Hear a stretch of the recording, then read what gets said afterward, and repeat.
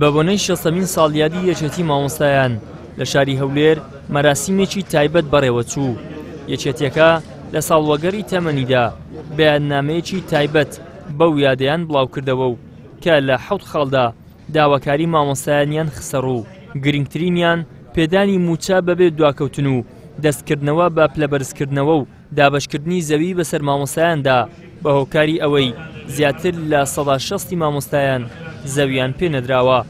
داوای پلەبەرزکردنەوەمان کردو کە ئەمە پێدراوێکی یاسایی مامۆستایانە دەبێت بدرێتن کە لە 2015 ڕاگیراوە.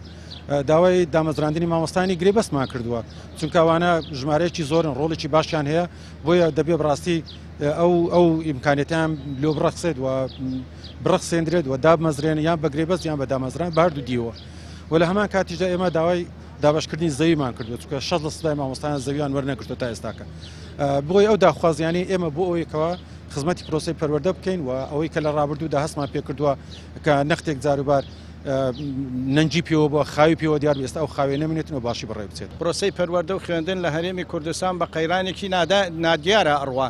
پرۆسەی پەروەردە بەڕاستی لە خوێندنی باڵا و لە وەزارەتی پەروەردە کەم و کوڕێکی زۆری تایە بە قەیرانە ئەچێ هیچ هاوڕێکی لێ نادرێتەوە هەم لە شکۆی مامۆستا پارێزراو نییە هەم مەسلەی موچەی مامۆستایە پارێزبەندی مامۆستایە پاشەکەوتە هی مامۆستایان و بە قوتابیانیش بە هەمان شێوە مەسلەی دەرماڵەوانە ئەدینی ڕۆژانە نییە مزاهرە نەکرێت و بینایی قوتابخانەکان کە زیاتر لە 2000 قوتابخانە پێویستی بە نۆژنکردنەوە هەیە. وەزیری پەروەردە کە بەشداری ساڵیادەکەی کردبوو پلانێکی نوێی نەبوو بۆ هاوکاریکردنی مامۆستایان و چارەسەری کێشەکانیان هیچ بەڵێنێکیشی پێنەدان بۆ دابینکردنی مافەکانیان.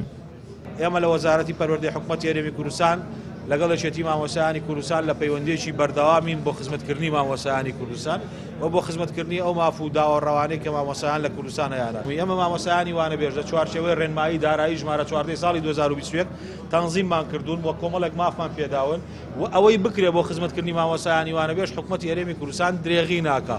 بەڵام هەموو ئەوەش پەیوەندی هەیە بە کات پەیوەندی هەیە بە توانای دارایی حکوومەت و پەیوەندی هەیە بە تەنزیمکردنی ئەم پرۆسە.